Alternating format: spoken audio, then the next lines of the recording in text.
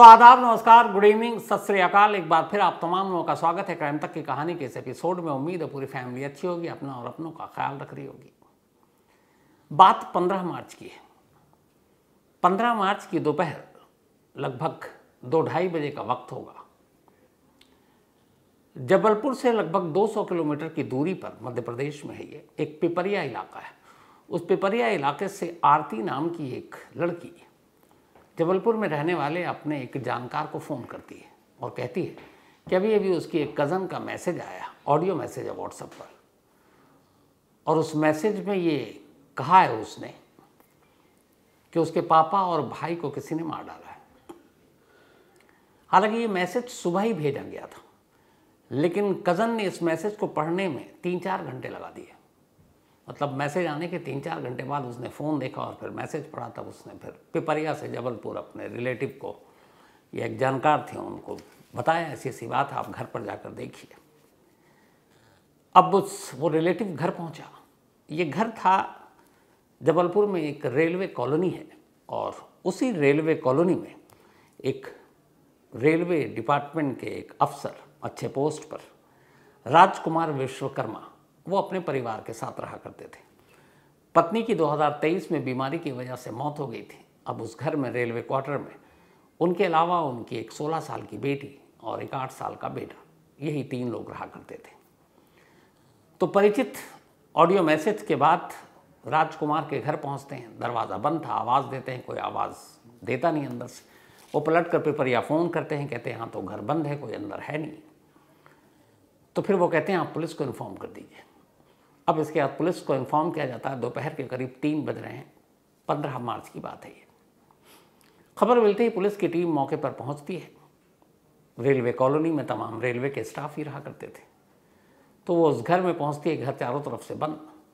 तभी पुलिस की एक टीम चारों तरफ से घर का मुआयना करती है तो देखती है कि घर के पीछे बालकनी का एक दरवाज़ा है और उस दरवाजे को किसी गैस कटर से काटा गया। खैर, पुलिस की टीम मेन डोर को चश्मदीदों के सामने तोड़ती है और अंदर दाखिल होती है। जब अंदर दाखिल होती है तो जैसे ही पुलिस की टीम किचन में पहुंचती है, देखती है कि किचन में एक पॉलीथीन के अंदर लपेटी हुई एक लाश है, पन्नी में, और किचन में चारों तरफ खून है। अब उस घर में चूंकि 3 लोग थे, राजकुमार विश्वकर्मा के अलावा उनकी 16 साल की बेटी और एक 8 साल का बेटा। अब बाकी 2 लोगों की तलाश शुरू होती है, आवाज़ दी जाती है, लेकिन घर के किसी और कमरे में या किसी और जगह से कोई और नहीं मिलता। पुलिस को लगता है कि राजकुमार की किसी ने हत्या कर दी है। अब पुलिस अभी ये सारी चीज़ें देख ही रही थी, तभी एक पुलिस वाले की नज़र घर के अंदर रखी एक फ्रिज पर पड़ती है। किचन से थोड़ी ही दूर पर डाइनिंग हॉल में ये फ्रिज रखा हुआ था। उस पुलिस वाले ने देखा कि फ्रिज के हैंडल पर कुछ लाल लाल निशान है। करीब से देखा तो उसने देखा ये खून के छींटे। उसने फ़ौरन अपने सीनियर अफसरों को बताया। वो आए, दरवाज़ा खोलने का फैसला हुआ। फ्रिज का दरवाज़ा खुला। जैसे ही दरवाज़ा खुला, फ्रिज के अंदर की सारी ट्रे गायब, और उस फ्रिज के अंदर भी पन्नी यानी पॉलीथीन में लिपटी हुई एक लाश रखी हुई है। अब उस घर में 2 लाश थी। लाश बाहर निकाली गई। वो लाश राजकुमार के 8 साल के बेटे तनिष्क की थी। अब 2 लाशें थी। पुलिस वाले घबराए कि घर के अंदर 3 मेंबर, अब एक किचन में लाश मिली है, एक फ्रिज में मिली है, तो कहीं तीसरी भी किसी ऐसी वैसी जगह तो नहीं है जहाँ पर अभी तक हमने देखा नहीं। उन्होंने पूरा घर छान मारा, लेकिन तीसरी लाश उस घर की बेटी की 16 साल की, वो नहीं मिली। पुलिस ने लाश अपने कब्जे में लिया और इसके बाद तफ्तीश शुरू कर दी। तब तक पिपरिया खबर पहुंच गई, बाकी लोग भी आ गए। अब जब तफ्तीश शुरू हुई तो पुलिस ने कहा कि सबसे पहले रेलवे कॉलोनी से ही इस तफ्तीश को शुरू करते हैं। तो यहाँ पुलिस 16 साल की लड़की और 20 साल के उस लड़के को तलाश कर रही है। और कुकू एफएम के ऑडियो बुक पर एक कहानी है गुमशुदा लड़की। 19 साल की एक लड़की 25 मई 1996 को गायब हो जाती है, रातों रात लापता हो जाती है। अब वो जिंदा भी है कि नहीं, किसी को नहीं मालूम। तो ये बड़ी ही दिलचस्प कहानी गुमशुदा लड़की कुकू एफएम के ऑडियो बुक पर आप सुन सकते हैं। साथ ही क्राइम तक फैमिली के लिए इस वक्त एक खास ऑफर है। कुकू एफएम ऐप के पहले महीने के सब्सक्रिप्शन पर पूरी क्राइम तक फैमिली के लिए 70% डिस्काउंट है। यानी पहले महीने के लिए सिर्फ 29 रुपए में आपको 10,000 ऑडियो बुक का ऐसा खजाना मिलेगा जिसे आप जब चाहें जहाँ चाहें सुन सकते हैं और अपना ज्ञान बढ़ा सकते हैं। हालांकि 2 लाशों के बाद एक बड़ा खतरा ये था कि बाप और बेटे की लाश घर से मिली और 16 साल की बच्ची गायब है। घर में एंट्री पीछे गैस कटर से हुआ, यानी कोई नोन तो होगा नहीं, अनजान होगा तभी उसने गैस कटर काट के घर के अंदर दाखिल हुआ। तो अब डर ये है कि क्या वो लड़की जिंदा होगी, या उसे किडनैप कर लिया, या उसे कहीं और ले जाकर मार दिया, कहीं उसके साथ कुछ कर तो नहीं दिया। अब पुलिस इस बात से परेशान, और अब पुलिस का पहला काम उस तीसरी शख्स को ढूंढना, यानी उस लड़की को, क्योंकि खतरा सबसे ज़्यादा उसी को। अब पुलिस ने तफ्तीश शुरू की तो इत्तेफाक से खुशनसीबी ये थी कि उस रेलवे कॉलोनी में सीसीटीवी कैमरा लगा था, क्योंकि सरकारी कॉलोनी है। अब पुलिस ने सीसीटीवी कैमरे को देखना शुरू किया। तफ्तीश यहीं से शुरू हुई। जैसे ही पुलिस ने कैमरे को देखा, अचानक दोपहर 12:30 बजे एक कैमरे में एक लड़का एक स्कूटी पर कॉलोनी के गेट से बाहर निकलता हुआ दिखाई दिया। लाल रंग की ये स्कूटी है और ये वही सीसीटीवी फुटेज है। अब इस लड़के के जाने से इस केस का क्या लेना देना, लेकिन अचानक पुलिस ने नोटिस किया कि जैसे ही वो लड़का गेट से बाहर निकला, उसके चंद मिनट के अंदर अंदर एक लड़की भी उसी गेट से उसी डायरेक्शन में मुड़ जाती है जिधर वो लड़का स्कूटी पर बैठ कर गया था। अब जैसे ही उस लड़की को देखा गया तो रिश्तेदारों ने पहचान लिया, ये राजकुमार विश्वकर्मा की वही 16 साल की बेटी है जो घर में नहीं मिली, और पुलिस को डर था उसके साथ कुछ हो गया। लेकिन दिन के उजाले में वो कैमरे में कैद हुई, इसका मतलब है कि राजकुमार की बेटी सुरक्षित है, महफूज है। लेकिन वो दोपहर तक घर में है और लाश की हालत देखकर लग रहा है कि कत्ल हुए हुए कई घंटे हो गए, और वो चूँकि कॉलोनी से निकल रही है और उस लड़के के साथ निकल रही है, इसका क्या मतलब है। फिर पुलिस ने पता किया, जो पिपरिया में आरती नाम उसकी चाचा की बेटी थी, उसको जो ऑडियो मैसेज भेजा उसने सुबह भेजा था। तो इसका मतलब है, एक तो उसे कैसे पता उसके घर में उसके फादर और भाई की मौत हो गई, और दूसरा वो तब तक कॉलोनी में ही है और फिर एक लड़के के साथ जा रही है। अब पुलिस ने उस लड़के के बारे में, चूँकि कैमरे में कैद था और स्कूटी थी, कॉलोनी से पता चल गया कि इस लड़के का नाम मुकुल सिंह है, और ये मुकुल सिंह भी इसी रेलवे कॉलोनी में रहता है और राजकुमार विश्वकर्मा का पड़ोसी है। अब पड़ोसी है और लड़की उसके साथ है, यहीं से पुलिस की तफ्तीश शुरू हुई। अब तफ्तीश शुरू हुई तो ये हुआ कि ये गेट से तो बाहर निकल गए, अब आगे क्या। तो पुलिस ने कहा कि अब जबलपुर के जितने भी कैमरे हैं आसपास जिधर से वो जा सकते हैं, उन सारे कैमरों को तलाशते हैं। कई टीमें लगा दी गई, कोशिश रंग लाई। जबलपुर में ही एक रेलवे स्टेशन है, उसी रेलवे स्टेशन की एक पार्किंग, शायद मदन महल रेलवे स्टेशन का नाम है, तो उसी में उसकी एक रेलवे में की पार्किंग है। तो उस पार्किंग से एक सीसीटीवी कैमरे में वही लाल रंग की स्कूटी नज़र आती है, और जब वो स्कूटी नज़र आती है तो उसमें साफ साफ वो लड़का और लड़की भी दोनों दिखाई देते हैं। कॉलोनी के गेट से दोनों अलग अलग निकले थे, लेकिन पार्किंग में दोनों एक साथ हैं। लड़की पार्किंग में स्कूटी से उतर कर खड़ी है, लड़का जाकर रेलवे की पार्किंग में अपनी स्कूटी को पार्क कर रहा है। पार्क करने के बाद दोनों वहाँ से निकल जाते हैं। अब ये दूसरा कैमरा था जिसमें कॉलोनी के गेट के बाद ये दोनों कैद हुए। अब जब रेलवे की पार्किंग में दोनों कैद हुए तो पुलिस को लगा कि ये रेलवे की पार्किंग में आए, इसका मतलब स्टेशन से ये कोई ट्रेन पकड़ेंगे और कहीं निकलेंगे। तब पुलिस ने कहा कि चलो स्टेशन पे चलते हैं और उस स्टेशन पे पता करते हैं कि किस ट्रेन से ये लोग गए। स्टेशन के सीसीटीवी फुटेज को खंगाला गया। जब खंगाला गया तो उसमें दिखाई दिया गया कि दोनों स्टेशन के अंदर एंट्री करते हैं। 12:59 के आसपास का टाइम है, दोपहर के 15 मार्च। ये स्टेशन के अंदर दाखिल होते हैं, लेकिन अगले 1-2 मिनट के अंदर ही फिर एग्जिट भी ले लेते हैं। मतलब स्टेशन पर गए, प्लेटफॉर्म की तरफ गए और वापस आ गए। अब 1-2 मिनट के लिए स्टेशन के अंदर जाना और वापस आना, पुलिस को कुछ बात समझ में नहीं आई। लेकिन अब वो स्टेशन से बाहर निकल चुके थे, तो पुलिस ने कहा कि चलो अब यहाँ से फिर आगे की कैमरे की तलाशी लेते हैं कि स्टेशन से निकल कर ये लोग कहाँ गए। तो मदन महल रेलवे स्टेशन में तीसरे कैमरा था जिसमें कैद हुए थे। पहला रेलवे कॉलोनी, दूसरा रेलवे की पार्किंग, तीसरा रेलवे स्टेशन। तो वहाँ से ये निकले। तो पुलिस ने कहा आसपास की और सीसीटीवी कैमरे को खंगालते हैं। अब उन्होंने और कैमरे को खंगालना शुरू किया। इत्तेफाक से रेलवे स्टेशन के करीब एक बस स्टॉप, बस अड्डा है ISBT वहाँ का। तो पुलिस की टीम अब बस अड्डे पर पहुंची, वहाँ के सीसीटीवी फुटेज को खंगाला। जैसे ही खंगाला, एक और कैमरे में ये दोनों लड़का लड़की कैद मिले। एक पीली रंग की बस है जिसमें ये दोनों सवार होते हुए नजर आ रहे हैं।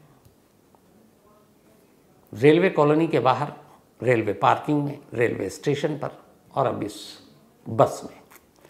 अब जैसे इस बस में सवार इन दोनों की तस्वीरें मिली, पुलिस ने फौरन बस अड्डे से उस बस की जानकारी ली, पूछा कि भाई ये बस कहाँ जा रही है। तो पता चला कि ये जो बस है ये जबलपुर से कटनी जा रही है, और जबलपुर से कटनी की दूरी है लगभग 90 किलोमीटर। अब पुलिस ने कहा कि जबलपुर से ये लोग कटनी गए हैं, तो चलो जबलपुर के आगे बस स्टॉप कहाँ तक जाए, इस बस का उन्होंने ड्राइवर और कंडक्टर के बारे में पता किया। तो जब पता किया तो अब वो पहुँचते हैं उस बस के ड्राइवर और कंडक्टर के पास। पुलिस वक्त पूछती है उनसे, भाई ये लड़का और लड़की चढ़े थे आपके बस में, ये कहाँ उतरे? तो पता चलता है कि ये दोनों चढ़े तो थे कटनी के लिए, कटनी तक की टिकट मिली, लेकिन फिर उन्होंने कहा कि हमें कुछ मेडिसिन खरीदनी है, और वो कटनी से बहुत पहले एक आधार ताल इलाका वहीं उतर गए। पुलिस को अजीब लगा। अब पुलिस आधार ताल के बस स्टॉप पर गई, वहां जाकर पूछताछ की, तो पता चला कि हाँ, आधार ताल से कौन सी बस में 2 लड़के और लड़की वैसे और चढ़े। तो एक बस से पता चला कि हाँ, ऐसे ही सेम एक लड़का और लड़की चढ़े थे आधार ताल से, वो भी कटनी के लिए चढ़े। कंडक्टर और ड्राइवर से पूछा तो उन्होंने कहा साहब चढ़े तो थे कटनी के लिए, लेकिन वो रास्ते में एक सिहोरा है वहाँ उतर गए, और उन्होंने कहा हमें कोई ज़रूरी काम है, हम कटनी नहीं जा पा रहे, और वो सिहोरा में ही उतर गए। जिस बस से वो डायरेक्ट जबलपुर से कटनी पहुँच सकते थे वो नहीं जा रहे। पहले जबलपुर से वो चले आधार ताल उतरे, आधार ताल से दूसरी बस पकड़ी, फिर सिहोरा उतरे। अब पुलिस उस सिहोरा के बस स्टॉप पर जाती है और उस बस के बारे में पता करती है। जब उस तीसरे बस से पूछताछ होती है तो कहते हैं कि हाँ जी, एक लड़का लड़की चढ़े थे, लेकिन वो कटनी में उतर गए और उसके बाद हमें पता नहीं। अब पुलिस की टीम कटनी पहुंची, कटनी बस स्टॉप से कुछ तस्वीरें खंगाली, लेकिन उसके आगे अब कोई जानकारी नहीं है कि वो दोनों कहाँ गए। अब ये तो रही इन लड़का और लड़की की तलाश की बात। अब वापस पूरी कहानी पर आते हैं कि आखिर जिस घर में एक लड़की के फादर की और उसके भाई की मौत हुई, जिसका कत्ल किया गया, और वो लड़की एक ऑडियो मैसेज भेजती है और फिर अपने पड़ोस के एक लड़के के साथ स्कूटी में शहर शहर घूम रही है, कभी रेलवे स्टेशन की पार्किंग, कभी रेलवे स्टेशन, कभी बस, फिर 3-3 बस पकड़कर कटनी। तो ये क्यों है? अब पुलिस ने उस लड़के की कुंडली निकाली जो उसी कॉलोनी में रहा करता था। तो पता चला उस लड़के की उम्र करीब 20 साल है और उसका नाम मुकुल सिंह है। जिस क्वार्टर में लड़की रहती थी उसके पड़ोस में ही मुकुल सिंह का घर था। मुकुल के फादर भी रेलवे में नौकरी करते हैं, और जो 16 साल की लड़की है उसका नाम है काव्या। काव्या के पिता भी राजकुमार विश्वकर्मा रेलवे में एक ऊंचे पोस्ट पर थे। तब मुकुल का इन चीज़ों से क्या लेना देना? अब पुलिस ने 15 मार्च की सुबह से पहले के सीसीटीवी खंगालने शुरू किए उसी कॉलोनी के जहां यह हादसा हुआ। तो देखा कि 14 और 15 मार्च की रात करीब 3 बजे राजकुमार विश्वकर्मा के घर के नीचे कई चक्कर मुकुल ने काटे, और उसके हाथ में कुछ है, उसके हाथ में कुछ सामान है। अब ये हुआ कि रात को ये चक्कर काट रहा है, सुबह लड़की के साथ है, तो ऐसा क्यों? अब यहां पे 2 चीजें थी पुलिस जो तफ्तीश कर रही है। पहली चीज ये थी कि मुकुल कातिल है और मुकुल ने काव्या के जो पिता हैं और भाई को मारा है, और हो सकता है कि किसी दबाव या किसी ब्लैकमेलिंग की वजह से काव्या उसके साथ है और उसी के साथ फिर निकली है।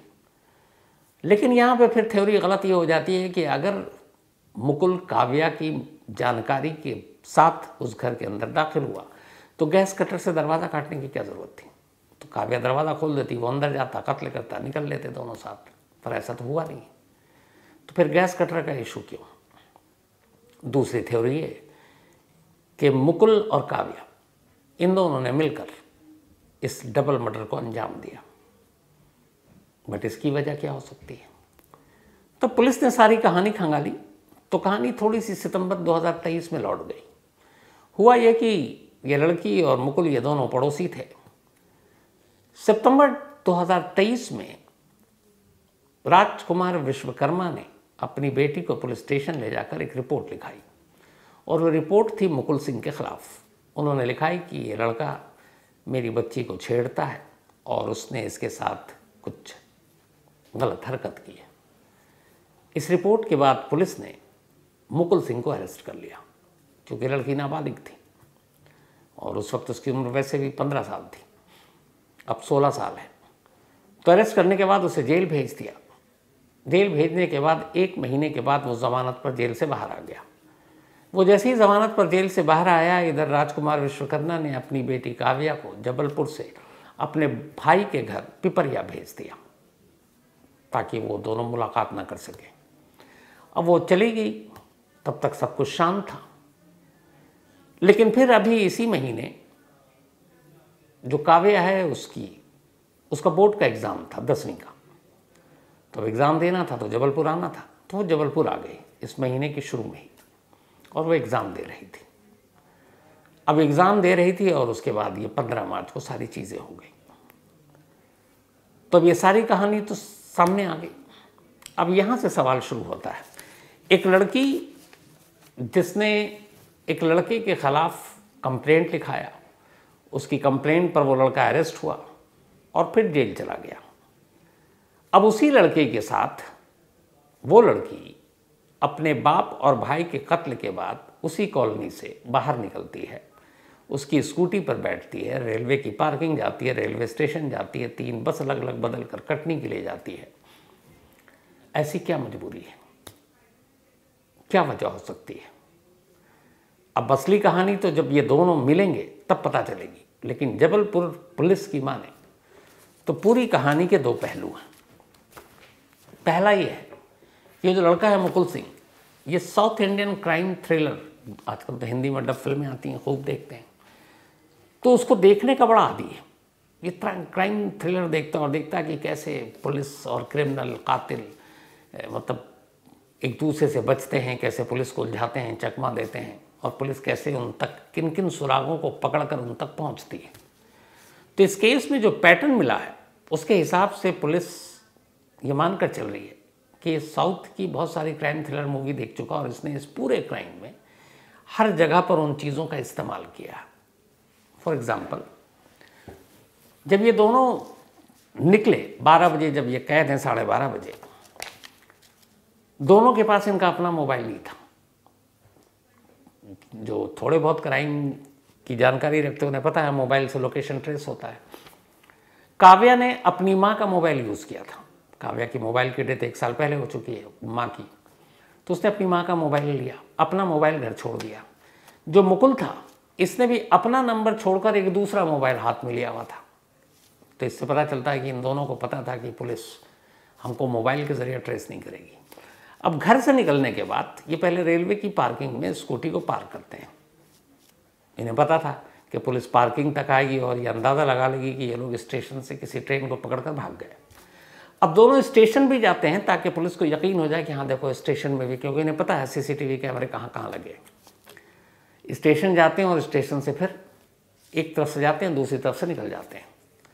निकलने के बाद अब ये बस स्टॉप पहुँचते हैं। अब बस से बैठते हैं। उन्हें पता है कि बस से जब बैठेंगे तो कटनी तक उतरेंगे तो इस रूट में हो सकता है कि कहीं पे कोई ऐसी जानकारी मिल जाए और उन्हें रोक लिया जाए।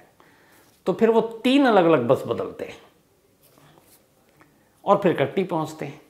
कटनी में वो ऐसी जगह पे जाकर गायब होते हैं जहां उन्हें शायद पता था कि यहाँ से CCTV कैमरा नहीं और शायद अब फिलहाल वो शिकंजे में नहीं आएंगे। तो ये पूरी प्लानिंग इस तरह से हो गई। अब उसी प्लानिंग का एक हिस्सा जबलपुर पुलिस के हिसाब से ये लड़की अपना ऑडियो मैसेज दिन में भेजती है और ऑडियो मैसेज मिलने के बाद करीब 3 से 4 घंटे लगते हैं तो तब तक जो ऑडियो मैसेज भेजा था वो लगभग मर्डर के कुछ घंटे के बाद भेजा था। उसका अंदाज़ा ऐसे होता है कि 3 बजे वो सीसीटीवी फुटेज में मुकुल घर के आसपास दिखाई देता है और उसके बाद वो घर में जाता है। अब पुलिस का कहना है कि उसी क्राइम थ्रिलर मूवी से इंस्पायर होकर उसने ऐसा किया कि घर के अंदर भी एक पता चल जाता है कि फ्रेंडली एंट्री क्या होती है और फोर्सफुल एंट्री क्या होती है। एक अनजान शख्स जब घर में दाखिल होगा, कुंडी लगी हुई है, तो वो कुछ खिड़की दरवाजे किसी से तोड़कर दाखिल होगा तो पुलिस को सुराग मिल जाएगा कि ये कोई जानने वाला नहीं है। लेकिन आप बिना तोड़फोड़ के अंदर घुसते हैं तो उसका मतलब है नोन पर्सन है जो अंदर आया। तो पुलिस को गुमराह करने के लिए उसने बैक साइड में जो बालकोनी के पास दरवाज़ा था उसको गैस कटर से काटा। काटने से ये पुलिस को मैसेज गया कि जो भी आया था वो फोर्सफुल एंट्री थी, मतलब इस फैमिली का कोई जानकार नहीं था। जबकि जिस लड़की के साथ भाग रहा है, जब सारी चीज़ें उसके सबूत सीसीटीवी कैमरे हैं, तो वो लड़की बड़े भरोसे में आसानी से घर की कुंडी रात को खोल सकती थी, अंदर आ सकता था और फिर ये सारी चीज़ें हो जाती, लेकिन पुलिस को गुमराह करने के लिए। ठीक उसी तरीके से प्लान का हिस्सा था कि इतने बजे ये ऑडियो मैसेज भेजना है और वो उससे पहले 3-4 घंटे उसी घर में थे। इस बात के सबूत ये हैं कि इस कत्ल के बाद घर में जब पुलिस गई तो वहाँ उन्होंने देखा कि कुछ खाने पीने की चीज़ें पड़ी हुई हैं और बाकायदा ब्रेकफास्ट और ये सारी चीज़ें थी। सुबह दूध वाला आया था। अमूमन दूध लड़की के फादर दरवाजे पे कलेक्ट करते थे, उस दिन इस लड़की ने कलेक्ट किया, यानी तब तक इसके फादर की मौत हो चुकी थी। और फिर वहाँ कई नाश्ता वाश्ता रखा हुआ था, मॉर्निंग का ब्रेकफास्ट था सारा, तो इन लोगों ने वो भी खाया तसल्ली से बैठकर। और फिर इत्मीनान से मैसेज जैसे ही इन्होंने भेजा अपनी कज़न को, फिर वहाँ से निकले। तो अब ये सारी चीज़ें, कहानी तो सामने है जबलपुर पुलिस के, लेकिन एक लड़का जिसको यहाँ पे कहते हैं कि लड़की के बाप की ही वजह से शायद कंप्लेंट हुआ होगा, फोर्स किया गया होगा, लेकिन कंप्लेंट होता है वो जेल जाता है। अगर ये मोहब्बत थी तो वापस जब वो एग्ज़ाम देने आई तो इस मोहब्बत के साथ उसे मौका था वो उस लड़के के साथ भाग सकती थी, लेकिन भागने से पहले अपने बाप और भाई इन दोनों को इस तरीके से मार कर जाना, ये सवाल पुलिस के भी गले नहीं उतर रहा, नंबर 1। नंबर 2, क्या पुलिस इस सवाल का भी जवाब ढूंढेगी कि इस लड़की ने सब कुछ मर्जी से किया या फिर वो किसी ब्लैकमेलिंग या किसी और चीज़ का शिकार है, कि लड़के के दबाव में है कि अगर तुमने ऐसा नहीं किया तो या तो कोई ऐसी चीज़ें होंगी, तुमको ब्लैकमेल कर देंगे, बदनाम कर देंगे या कुछ और बात। लेकिन जिस तरीके से वो आज़ाद और बिंदास उसके साथ कैमरे में दिखाई दे रही है, इससे इस बात की उम्मीद कम नज़र आती है कि वो किसी तरह के दबाव में हो सकती है। लेकिन सिर्फ इश्क के लिए या फिर ये कि मिलने जुलने से बाप टोकता है, उस वजह से एक 15-16 साल की लड़की इस तरह कत्ल करेगी, वो भी अपने 8 साल के छोटे भाई और अपने फादर का। माँ है नहीं, और ये वो फादर है जो माँ के गुजरने के बाद माँ कहीं भी एक तरह से रोल निभा रहे थे। वो सुबह ऑफिस जाने से पहले बच्चों के लिए नाश्ता बनाते थे, फिर लंच बनाते थे, फिर डिनर बनाते थे और डेली वही बनाते थे।